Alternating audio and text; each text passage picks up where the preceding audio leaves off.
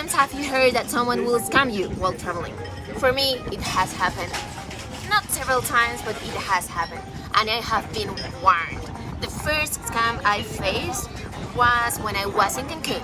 I arrived to the airport and so many people approached to me trying to tell me that my transport was cancelled, that there were no taxis, that they were the only option I've got.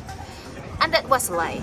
Actually, I had a transport that I booked in advance with my hotel, but that's a real situation there. When you arrive to the Cancun's airport, people will try to scam you. They will try to charge you a lot of money, they will lie you about your transportation, and they will tell you there are no other options. But that is a lie. You have some options to move around without being charged hundreds or thousands of pesos. Because Cancun Airport is far away from Playa del Carmen or Tulum. So you will always need to get there, to get to those places somehow, some way. So here we are gonna tell you, in our experience, the best option to get to those places. First, the ADO bus. When you first arrive to the Cancun airport, when you go outside, you're gonna be bombarded by all kinds of taxi drivers. They're gonna try to stop you. They're gonna tell you all kinds of crazy stories to get you to pay their higher inflated prices and go with them.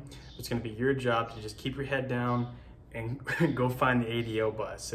The tickets are cheaper. The only thing is you may have to wait a little bit longer to get a ride because obviously you have to wait on the next bus.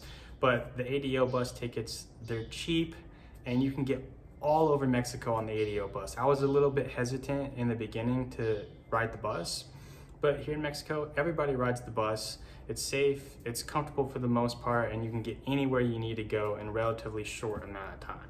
Another option is to rent a transport previous your trip in advance. You can talk to your hotel. In my experience, the only time I did that, I was staying at Selena, I was going to Isla Mujeres, so I needed a transportation from the Cancun's airport to the ferry. So I booked it with my hotel, and it's a bit more expensive than a bus. Well, it's way more expensive than a bus, but it's safe. And you don't have to worry about anything. At that time, they charged me like 900 pesos, which is a lot. But there was someone waiting for me with a sign with my name in it. And I just jumped into a van just for myself. And it was very, very convenient. And the third way you can avoid this hassle is to rent a car. You can rent it directly at the airport or in advance as well. That's my style. I rented on the internet previous my trip, and they will try to offer you a lot of things as well, like add-ons to your package, but don't take them. You just need your car, the basic insurance, and that's it. Don't pay for anything else. So another thing you should be aware of when you rent a car, it's going to be different depending upon which company you go with, but make sure that they don't charge you an extra fee to return the car in a different town than when you originally rented it in. For example, I rented a car in Cancun and I returned it in Tulum because I didn't want to take the bus and I didn't want to take the taxi. And I didn't know about Colectivo yet. More on that in a second. And they're also not going to volunteer that information. They're going to let you find out the hard way. So I could have returned the car in Playa at no additional fee, but since I drove to Tulum, they charged me an extra fee.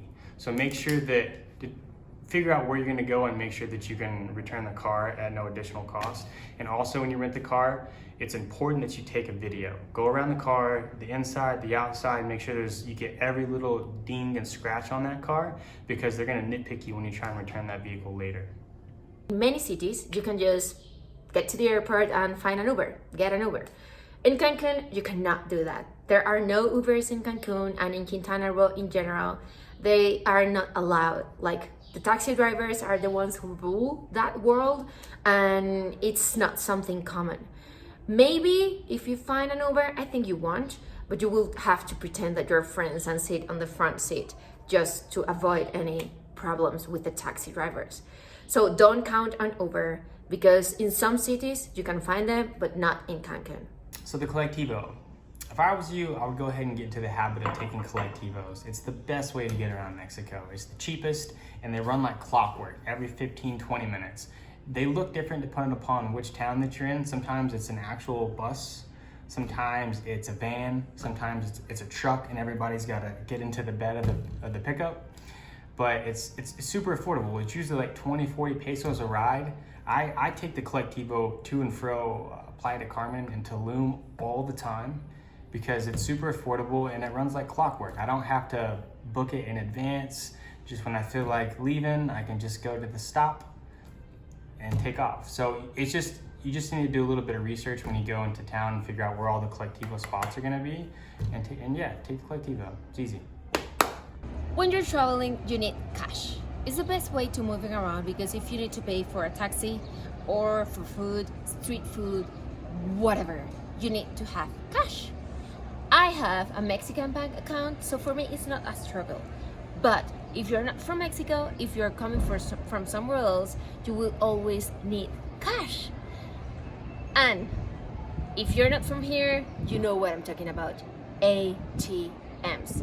You're gonna find good ATMs or not so good ATMs. If you see a solo ATM in some sand next to some bike rental shop, do not use that ATM. Before you use the ATM machine, you need to check and see the cash dispenser and make sure that it actually moves. Because a lot of times what the popular scam is they'll put a plastic bar over the cash dispenser. So you'll actually get out there won't be any problem with going through the process of pulling money out. But as soon as it goes to dispense the cash, what happens is it hits that plastic bar and it doesn't come out. And I don't know if it's the bank that's doing this. I don't know who's doing these scams, but the reality is on the back end of your bank, it looks like the money went out just fine, but you never actually got the money. So the only time I actually use an ATM machine if it's a legit bank. Let's talk about Quintana Roo, Tulum. People feel they can charge you whatever they want to charge you for a beer, for example. So in restaurants, when you get there, first things first. Ask for the menu, check the prices. After eating, check the bill and compare it with the menu. Because sometimes if you are distracted or if they feel that you, I don't know, have a lot of money in their minds, they will charge you more than what is fair. So whenever you eat out, check the menu, check the bill, compare them, and just pay for the fair price. In here, there is a law that protects you as a consumer called Profeco. And it implies that you have to know the price before paying for it. Once, I was in Tulum and I ordered a beer that I really like. I've been in Mexico for a while. I know the prices. I know it's fair to charge a bit more if you're in front of the beach. Okay, I get that, but not 3 times the price. They wanted to charge me the same amount that I will pay for a full meal. So I called the manager and I talked to him and I told him, Profeco doesn't allow this. And he was, okay, she knows about Profeco. So you are protected. Pay attention because in some places they will try to charge you more than it's fair. So always check how much it says in the menu. It can be overpriced, but if you see it in the menu and you agree with it, that's your responsibility.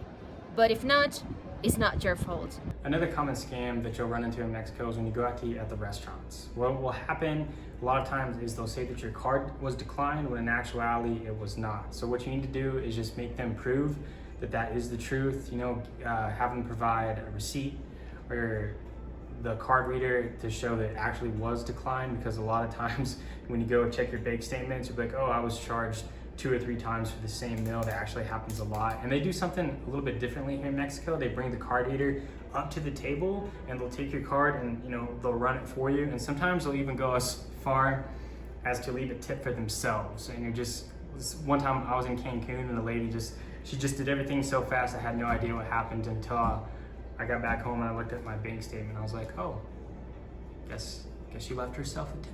So that can happen to you, so just be aware of that. That doesn't happen everywhere, but yes, in Mexico it's very common to tip from 10 to 15 to 20%. And if the service wasn't good, you don't have the responsibility to tip them. They have to earn their tip. So the average is 10%. If it was a really good service, 15%. And if it was like above the clouds, I don't know, you can do 20%. The other big thing when you come to Mexico, and especially Tulum, is you probably want to go to a cenote party. Yeah, have you heard of the cenote parties? They're a big deal, but they're hush-hush. They're actually illegal, and so they're supposed to do them like under the table, and so the way that you purchase and get to these is a little bit sketchy.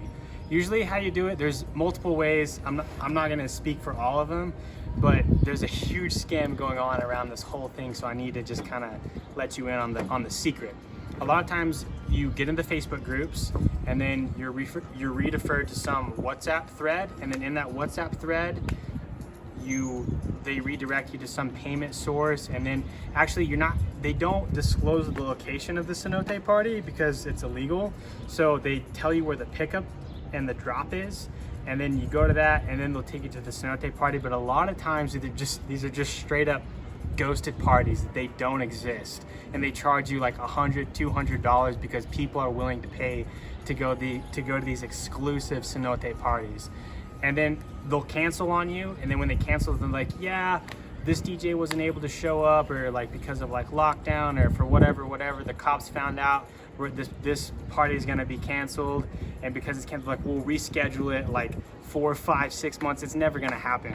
And these DJs are making like millions of dollars on these cenote parties. Legit, it's happening.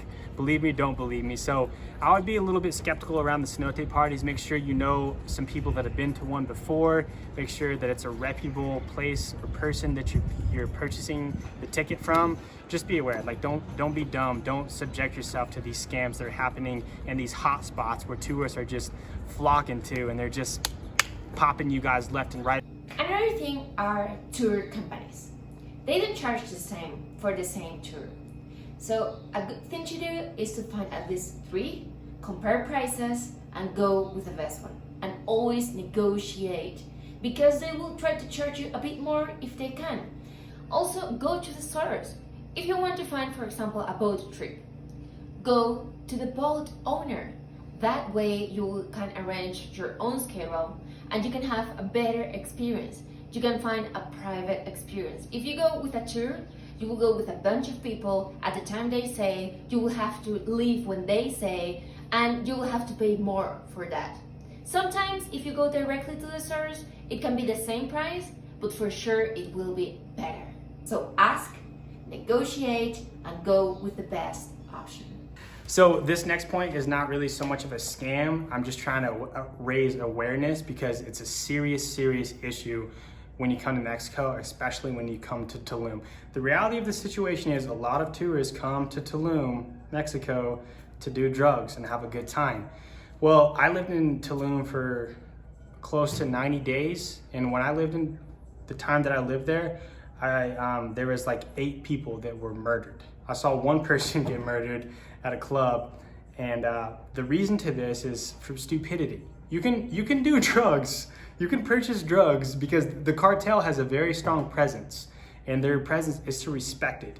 You don't want to, a lot of people want to come to Tulum and they think that they want to start a business.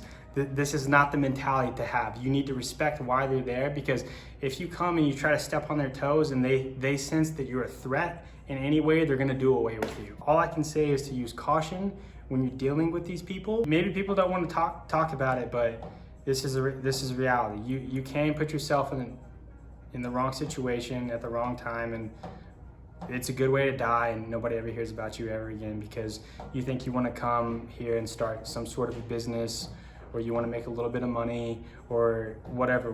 But all I can say is to use caution, and I don't know, maybe just learn to have a good time. And you know, this is kind of a tangent, but I don't understand why people need to do drugs and drink when you come on vacation. Like, when you come on vacation and you come to experience a new environment, a new culture, it's already at a bit of a natural high. So why would you need to supplement that with another high? Like, you don't. It's already enough. So, but for some reason that's not enough for people. They need to have more. They need to push it. And when you push it, that's when bad things happen. So all I can say is be careful when you're dealing with the cartel. They're not messing around, and you shouldn't be messing around when you're dealing with these types of people. Man, this is a problem. Okay, when you order something and you change your order, it will It will always be the first thing you ask about, even if you say you wanted something different.